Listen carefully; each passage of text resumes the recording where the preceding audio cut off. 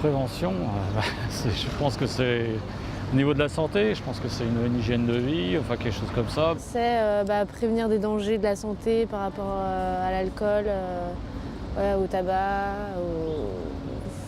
aux accidents de voiture, enfin voilà, des trucs comme ça, je sais pas trop. Pour moi, la prévention, c'est prévenir un accident, prévenir une maladie ou autre. Les gens en France, tant qu'ils ne sont pas concernés, ne s'occupent pas de prévention. C'est quelque part s'interroger sur les problématiques de santé et faire en sorte de prévenir les moindres risques liés à la santé. C'est bien vivre, peu respirer vu la pollution, bien manger, bien boire et faire de l'exercice physique. La culture française, en matière de santé comme en matière de social, ça n'est pas la prévention, mais c'est toujours le curatif. On attend qu'il y ait quelque chose de grave, après, on voit ce qu'on peut faire. C'est le problème en France. La prévention, ça s'adresse plutôt aux enfants en général aussi. Et à l'école, ils en font pas mal quand même. Les maîtresses et tout ça, elles expliquent. Là, ils font des cours sur justement les recyclages, sur la santé, ce qu'il faut manger, les aliments, tout ça. Sinon, pour les dépistages, tout ça, c'est bien à Paris. En plus, il y a pas mal de trucs gratuits.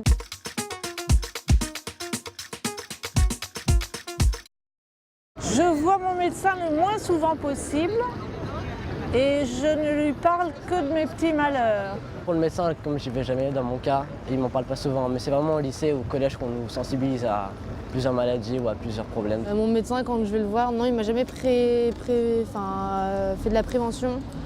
Enfin, je sais pas si on peut dire que les vaccins, c'est de la prévention, voilà, c'est tout quoi. Mais sinon, non, jamais. Non, c'est pas lui qui me parlerait le plus de prévention. Il y a effectivement des documents à chaque fois dans les accueils, mais... Mon médecin, je le vois pas très souvent et on en discute. Et moins je le vois, mieux je me porte. Donc voilà, comme ça c'est réglé. Puis on n'en parle pas de prévention, on ne parle pas de choses comme ça.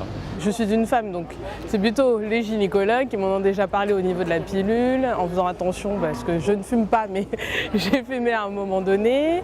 Et aussi parce que j'avance en âge, donc je fais des examens réguliers pour savoir si tout va bien. Mon médecin me conseille plutôt de faire du sport, de manger équilibré et d'être moins stressé. Le médecin généraliste ne fait pas de prévention, n'en parle jamais.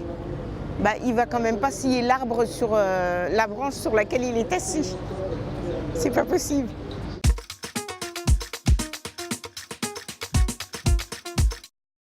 Aujourd'hui, pour moi, le sujet le plus important, c'est le stress, l'angoisse, les risques psychosociaux qui déclenchent effectivement beaucoup de pathologies qui sont bien ciblées par le corps médical. Je pense qu'il est important de faire des préventions sur les problèmes de société tels que les drogues, l'alcool et les MST.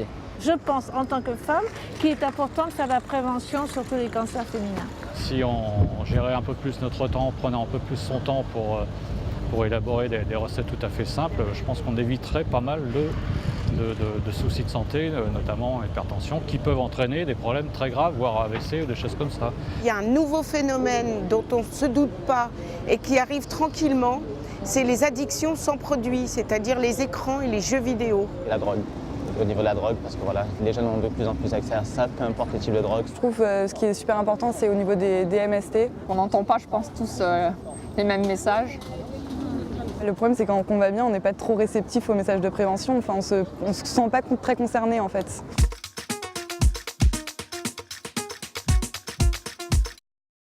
Pour se maintenir le plus longtemps possible en bonne santé, il faut faire de l'exercice physique.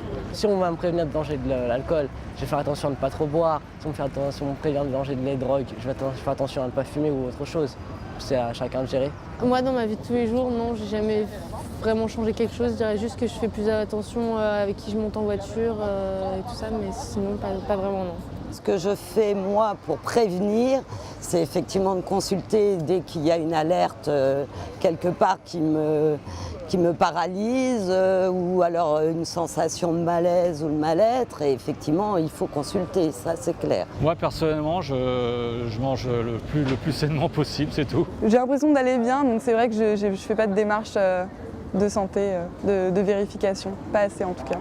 Je pense qu'il faut changer son mode alimentaire et son mode de vie. C'est pour ça que maintenant je fais du sport. J'ai arrêté mon traitement contre l'hypertension et je n'en ai plus parce que j'ai supprimé le gras, le sel, le sucre, l'excès de viande. fais attention en conduisant. J'ai été sensibilisée à ça lorsque j'ai passé mon permis de conduire il y a fort longtemps. Et au niveau médical, je vois régulièrement un nutritionniste, donc je fais attention au niveau de mon comportement alimentaire. Pour éloigner les mauvais esprits, je porte le collier que ma fille m'a offert en labradorite. Voilà.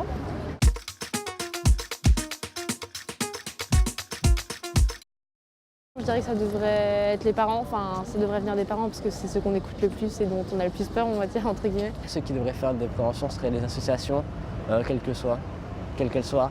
La télé aussi, ça devrait passer par les médias. Et puis dans les écoles, il faudrait quand même apprendre aux infirmières à faire de la prévention et pas à faire venir des assos qui racontent toujours la même chose aux élèves, qui s'en fichent d'ailleurs. Dans les médias, dans les publicités télévisées, radiophoniques, on en parle. Est-ce que les gens sont sourds? Est-ce que les gens n'écoutent pas? Je ne sais pas.